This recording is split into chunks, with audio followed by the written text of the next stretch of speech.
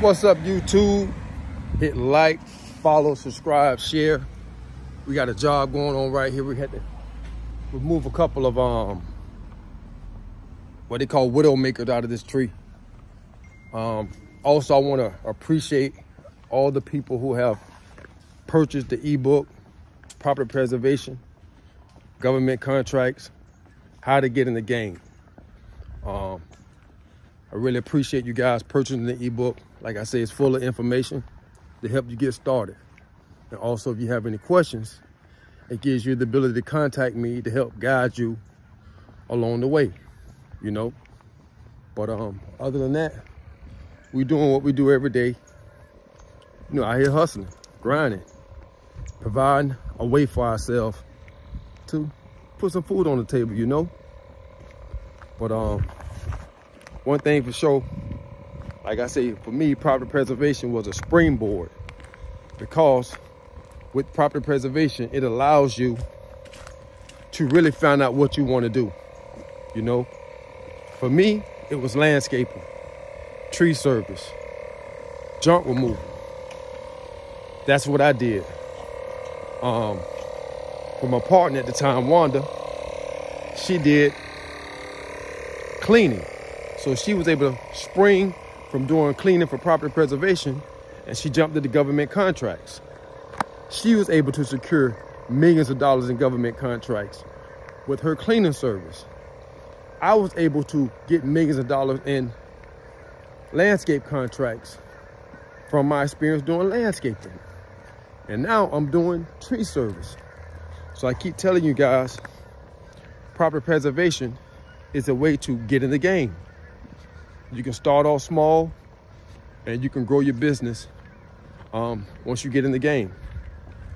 A lot of people ask the question, well, how do I get started?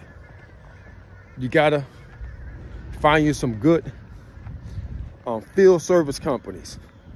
One of the ones that I always recommend is Cyprex. And if you call them, hey, say one of the vendors, TCC Enterprise, recommended me to call you guys about becoming a vendor with you guys. So that's a way that you can get some information. Another one was, at the time, was Safeguard. There was another company that I used to do business with. Now, some people have made a lot of money doing business with Safeguard. I made some money with Safeguard. Their system is different from Cyprex. Some people left Cyprex. I stayed with them because I figured out a system that works for me. So it's really to each his own to how you want to go about this, you know. But I tell you guys all the time that property preservation can get you in the game, man. There's so many different things they're going to ask you to do, from changing locks, pool cleaning, pool securing, initial services, emergency services, winterization, which I don't like to do because in Florida, we don't really do that down here. Evictions.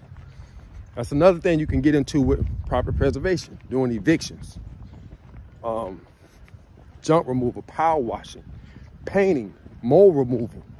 It's so many different jobs they have listed for their vendors to perform. So that's a good thing to do, man. So, and like I say, the cleaning aspect of it is so many different. I can say it again. I know I sound like I'm repeating myself, but it's so many different services that they ask vendors, can you perform these services? And if you can and you're good at it, like just changing locks. Say you were just changing locks on all these houses. Say they gave you a list of 50 houses and you changing locks on 50 houses a day. That's money. Or 100 houses a day. I don't know how many you can do a day. Just say inspections. I know this one guy was just doing inspections. He said he was visiting 50 to 100 houses just on inspections alone. Going there, making sure the job is done right. Going through the house, making sure everything is done properly, just with inspections. So that was another way that he was making money, but he was going from county to county, but he was making money doing inspections. Me, I stayed with the, you know, the grimy thing, the initial service, the lawn, the debris removal. I love the house that has what they call a hoarder house. I love doing hoarder houses because when you get a house that has so much debris to be removed, let's say 50 yards, 60 yards, or 80 yards of debris, the camera is not going to be able to tell that. So you can tell them, hey, this house has 150 cubic yards of debris. Because it's all about negotiating with these companies.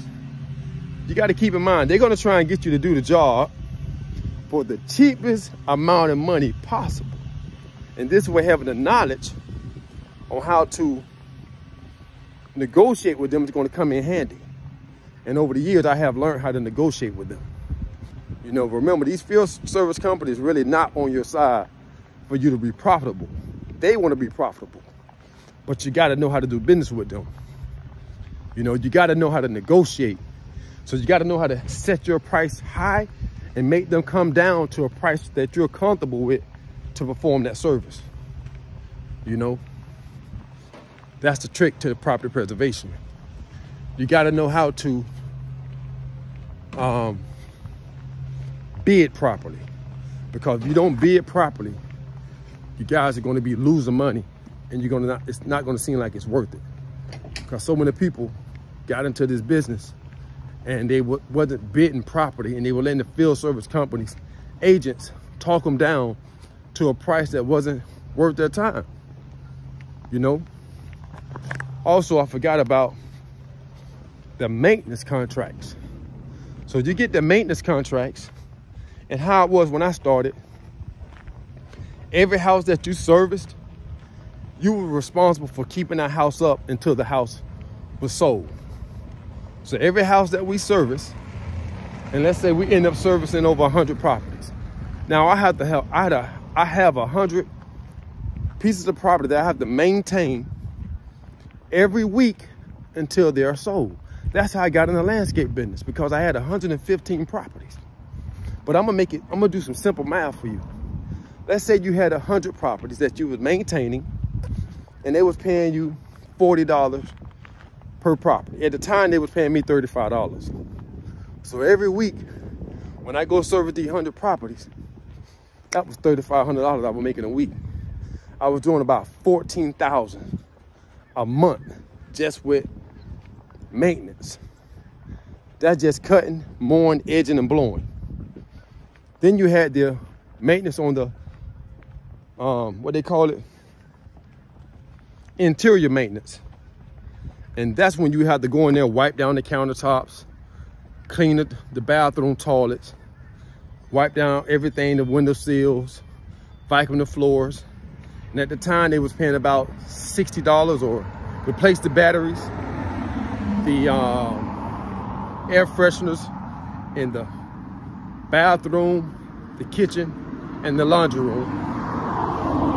And they were paying $60, I think, at the time, or $45, can't remember. And say you had 100 properties. That's an extra $6,000. You ought to do this once a month. So you go out and do this once a month, there's another check for $6,000. You get what I'm saying? So this is how we was making money with property preservation. You know, and right now, you know, I don't know how your city is or where you live at, but any vacant house that you see potentially needs your service. If it's a vacant house, maybe you can contact the real estate agent, and you can get in like that, or find out the field service companies working in your area and see, can you get on with them, man? Because I'm telling you, it's a lot of money to be made. You can get yourself in the game like that. And you just don't have to do that. Once you start doing that, you start getting your own customers. Start doing your own advertising. And when you cut in one property, maybe the neighbor wants you to do their property. So now you're picking up more customers along the way. You know? It's just me reaching out to you guys, trying to give you guys some information that can help you out along the way. And that's what I try and do, man. You know, remember, KC gonna keep it 1,000 with you. I'm gonna keep it 100, and I'm gonna do my best to give you guys the information that you need for you to be successful. All right? And once you get started with that, then you step it up, going into them government contracts. And that'll be another video. Also, man, if you like this content, hit like, follow, subscribe, share. And once again, I appreciate all y'all who purchased my ebook. And like I say, make it happen or you capping.